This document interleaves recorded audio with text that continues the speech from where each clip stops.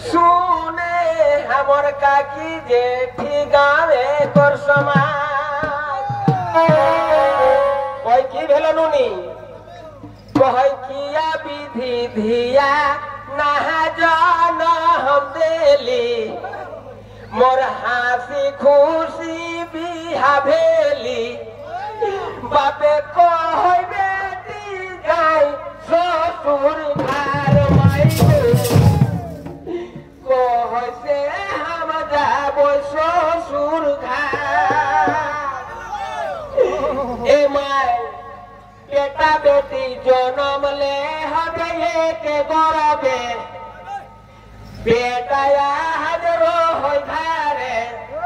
बेटी के पाठाबो ससुर घर माई कैसे हमें जाबो ससुर घर माई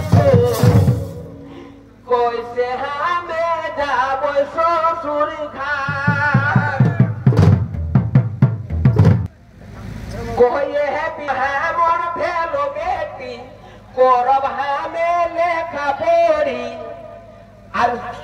हमें खाटो तो खाटो बो जाए कामिनी तो बे माई गो जाबो ससुर घर माई गो कहते तब जाबो